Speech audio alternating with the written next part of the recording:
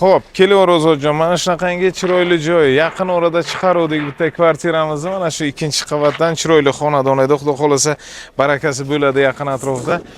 Zo'r xonadon edi. Xuddi o'shani egizaki 4-qavat mana shu vetr holatda turibdi. U xonadonimiz ham 4-qavat, 4 xonali. Xudo xolasa kvartiramizning ichiga kirib qolgan obzorni qilamiz. Xudo xolasa ustalarimizga respekt. Har bir urgan mana shu devorga loyi yoki kraskasi albatta ibodatga aylansin, sababi ularning mehnati og'ir. O'sha ustalarimizga yuborib qo'yamiz. Ularning hurmati cheksiz, sababi ular bo'lmasa bunaqangi chiroyli xonadonlar bo'lmaydi, to'g'risi.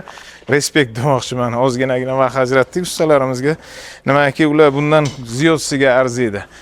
Xuddi shunaqangi ustalarimiz chiroyli mehr bilan mana shu kvartiramizni chiqarib qo'yishgan. Qolgan ma'lumotni kvartiramizda aytamiz, ketdik.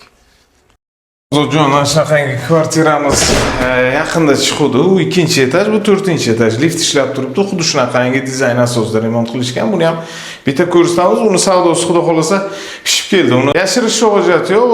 66 ming, 66.200 atrofida savdo bo'lyapti. Albatta ipoteka bo'lmaydi. Novostroyka bu g'ishtlik juda ham chiroyli qurilgan dom.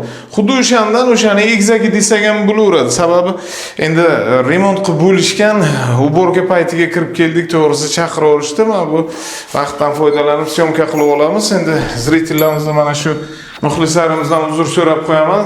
Sababi hali uborkasi endi bo'ladi, xudo xolasa. Uborkasiga endi e'tibor qilmaymiz. Shu holatiga juda ham chiroyli remontdan qilishgan. Bu bitta xonasi.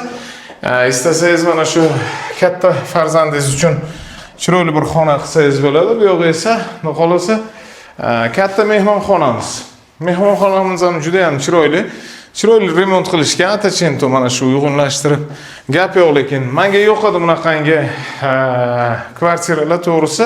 Bu yoqda esa bizani doimiydek shunaqangi zamonaviy televizor zonamiz, xudo xolasa katta ekan, prixojisi ham.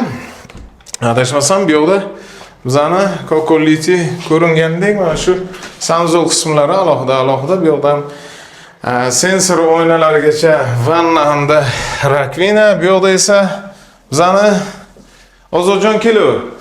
Bizani mana shu chiroyli mana shu oshxonamiz komfortkasigacha olib kelib qo'ygan. Adashmasam stroyni shkaf qilgan. Buni xudo xolasa kelib ko'rasizlar o'zlari. Sizlarga yo'qsa bo'ldi, xudo xolasa. Kalloin degan mana shu brenddagi chiroyli do'q kontur kotyolimiz, isitish tizimlari, radiator batareykalari, bu yoqda esa yana bitta xonasi chiroyli qilib qo'ygan. Buni adashmasam kattalar uchun yotoqxona qilishgan. Gap yo'q. Chimildiqni o'zida uylanasan, qo'yaverasan-da. Yashaging keladi-da unaqangi kvartiraga, katta. 90 kvadrat, 2 tomonlama vetr holatda Buxoro shahar kriti majmuasi yonginasi, Alyans bar orqasi va Inkamad ro'parasidan kirib kelaverasan. Bu yoqda esa o'sha xuddi o'sha syomkamizda bolalaringiz o'g'il qiz bo'lsa, alohida qilib o'zlariga xona qilasiz. 4 ta xonasi, kichkina xona emas, yaxshigina xonadon. Salkam adashar ekan. Podest qismi bu yoqda edi. Xo'sh. Mana bu yoqda ekan. Juda ham chiroyli xonadon, xudo xolasa. Buni ham 67 ming. Nimaga qo'shnimnikini mana shunaqangi narxga qo'ydingiz degan gapni qildilar. Xudo xolasa kelasiz, ko'rasiz.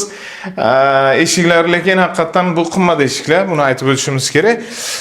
U kvartiramiz ham zo'r edi eshigi, lekin bularni xudo xolasa bu eshiklar uni ayblab, uni maqtamoqchi emasman. Hammasini sababi bor. Kimgadir bu yoqadi.